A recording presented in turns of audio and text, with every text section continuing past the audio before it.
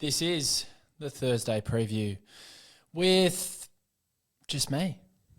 Just me. And why just me? Because I just couldn't drag the boys and girl, got to remember Penny, into the studio on Thursday. I felt embarrassed. I felt guilty to get them to dig up the wounds that we all experienced against St Kilda last Sunday. So this is just me. Probably for 20, 25 minutes. Who knows? Could be shorter, could be longer. Depends if I go on some rants. But I just want to address a few things with the Melbourne Football Club faithful, with all the supporters out there that are connected to this footy club. Before I delve into that, how's your week been going? I've had baristas wanting to give me a hug. I've had clients in their emails off the top saying, "Oh, you poor thing, I feel sorry for you." I've had mates in WhatsApp groups, opposition supporters, ridiculing me and all my other Melbourne buddies. We're back to being pitied, and that is the worst possible place that you could be. I want to be hated, but there is no hate because we're not performing. We're not the envy of anyone, and that's probably the most frustrating thing about the scenario that we find ourselves in. So I hope your week's been good and I hope you're taking care of yourselves, but it's just a horrible place to be.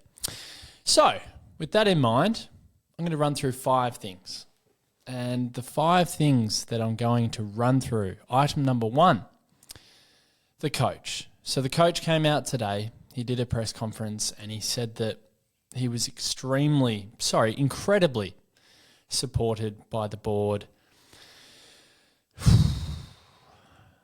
How did I feel when I heard some of the words come out of Simon's mouth today? I definitely felt a little bit frustrated. I definitely felt disillusioned.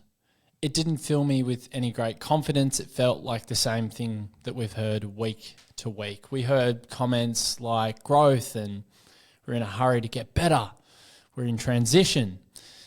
And we even got a mini lecture in there about how we shouldn't get so hung up on results. Well, the results themselves paint a pretty telling picture. We are 7 wins, 18 losses in our last 25 games. That is bottom 4 type form. And we've hardly had an injury this season. We've been blessed for the most part. So how did I feel after watching that 10-minute press conference today? I felt a bit angry, to be honest. I felt like it was lip service, and that's not what we need as supporters at the moment. There was even a little part in there about when Zach Tui kicked a goal after the siren when we were playing Geelong down at GMHBA in 2018, and just the fact that Simon was referencing that and saying that these things happen in football as an example of what we saw on Sunday with Naz kicking the goal after the siren. Yeah, things do happen in football, but the worst things seem to happen to our footy club. A 46-point lead that we couldn't hold on to, a 6-6-6 that was an absolute debacle, a joke, an embarrassment, laughingstock areas. Yeah, things do happen in football. Things just don't and shouldn't happen to that extent, yet they always seem to happen to us. So that doesn't wash with me either. I'll move on. We'll go into item 2. Item 2 is Paul Guerra and Stephen Smith. I've been speaking about this recently. When the new CEO, Paul, assumes office imminently, he's got a big decision to make. When Stephen Smith assumes the presidency, of course, he's got to be elected first. He's got a big decision to make, which leads me into item 3.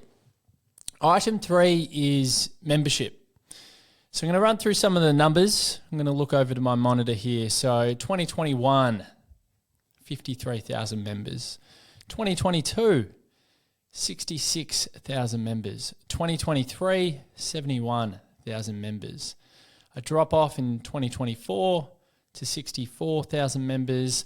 And then the juncture that we find ourselves in at the moment, roughly 56,000 members from what I can find. And if we reference Demonland, as of June 2022, 55,608 members. Second last Victorian team after North Melbourne, only 608 ahead of them at the time. And then a week later, same thing. Today we have 500 more members than North. In 2023, we had 19,000 more members than North. St Kilda, no disrespect. Well, we certainly can't disrespect St Kilda at the moment because they embarrassed the shit out of us in that last quarter. And the Bulldogs, with some justification, they've both moved past us. How does that make me feel? It makes me feel a little bit ill. And the reason why is because when Gary Pert announced his very bold strategic 4-year plan in 2019, or at the start of 2020 rather, he wanted to have 75,000 paid up members within that 4-year period, so at the end of the 2023 season. Fair play to him, we got to 71, so it was a pretty good effort. The alarming thing is the drop-off that we're going to see, and I've had numerous people say to me this week, I've been a member for 20 plus years and I can't see myself signing up next year. The follow-up that a lot of people have said is, I've been a member for 10, 15, 20 plus years. I can't see myself signing up next year if we've still got the same coach at the helm that we have now, coaching come round 1, 2026. That's alarm bells. Huge alarm bells, and there will be a significant drop-off if that is the case, which then leads me into point 4.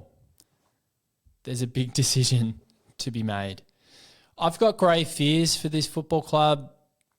At the moment, it probably feels a bit melodramatic. We're coming off a shocking loss. We had a really embarrassing loss the week before to a bunch of kids against Carlton. We've had some shockers this year. It's been a deplorable year, really. It feels like the areas of 2013, 2014 even, in Paul Rose's first season. I know we were building towards something, but that was a bit of a shit year. 2019, just given all the postseason surgeries, you could understand why we fell away in that season. But I've got fears about potential talent that might walk out the door. I don't know if the reports around Jake Lever are true or not. Does that worry me? Absolutely. He's an incredible leader. And the one thing that we've definitely lost in the past couple of years is two awesome Melbourne Football Club people in Alex Neil-Bullen and Angus Brayshaw. The circumstances for both, very unfortunate. Alex, what a servant, what a player he became. It's great to see what he's doing for the Adelaide Football Club, but of course there's that small part in you, or that big part in you rather, that gets upset knowing that we're not getting those qualities and those values and those traits that he brings to a football club, both in terms of leadership and what he can do, particularly with the ball in hand going inside 50, which is one of our deficiencies. He's been a marvel for Adelaide. They absolutely love him in the same way that a player who was maligned early days ended up becoming a fan favourite. So disappointing, and then you move to Angus Brayshaw. We understand the circumstances there, but again, a spiritual leader, an extremely capable utility that would be asked to do whatever role he could for the team and perform it with aplomb. So if we were to lose a Jake Lever, my God, that would hurt us in the leadership ranks. But not only that, a fit and healthy Jake Lever, if he has a uninterrupted pre-season, would again be a massive loss. So I worry about talent walking out the door. The home base is still up in the air, so attracting talent itself seems to be tricky. Even post 2021 and the flag, we've had a really difficult time at getting some top talent, some top players, some top recruits through our door. So I do worry about that. The other thing though is there is definitely enough talent within this squad as it is for us to produce better results. So I come back to the theme of what I'm talking to the Melbourne supporters about today, and it is as simple as this. There is a decision to be made. And there's a decision to be made within the coaching ranks, but there's also other decisions to be made. GM of footy is a role I think that needs to change. I think there's other potential roles that we should look at and replenish. So I think the decisions from Paul and Stephen hopefully coming in with a objective lens. That's for Paul. We know that Stephen's already in there as a board member. I really do hope that they're making decisions without emotion and they're making decisions in the most objective way possible. So I'll leave it on that. Those are the decisions. We go into point 5, the last item. There's a game of footy on Saturday and it almost feels irrelevant at the moment, doesn't it? We're all going through the motions, but there is a game of footy. Jai Cully will debut for the footy club, which is super exciting. And he's been doing some good things at Casey. I get to watch probably every second or third game this season, depending on the children. And I've been impressed with what he's done. He's pretty clean. It'd be interesting to see what role they give him. Does he play on a wing? Does he get a bit of time inside? Heaven forbid. He might actually be a part of that midfield rotation. So we'll see. Caleb Windsor got to go in there last week, which was a good, small, tiny thing to take out of the loss against St Kilda. So good luck to Jai Cully. He was unlucky, I think, to be delisted by West Coast, and I know a few Eagles fans were upset to see him go. So hopefully he has a good run on Saturday and does some good things for the footy club. Item 5, though, the actual game, it's going to be a PR disaster, in my opinion. And I don't know how many people are going to get there. I've been throwing this around with a few of my friends and some are saying, 15. I don't know. I don't know if we get 15. It could be 10. Oh my God, it could be 8. I'm not so sure. And I actually might be there with my wife and the 2 boys, take them in, have a day out. There'll be no congestion on the trains. There'll be minimal foot traffic outside Marvel. It's probably a very kid-friendly game to go to. I've got Medallion Club tickets. I may as well enjoy that. Have a few drinks in the seats. Enjoy some lovely family time and hopefully, get a win, I guess. But we're coming up against cannon fodder. So as I said before, it will be completely irrelevant, the result for me. There are bigger things at play right now for the Melbourne Football Club, and I don't think we should look too far ahead. The only thing I'll say to wrap this up is just the kids. It's simple to say that, but Harvey Langford last week, we didn't highlight it.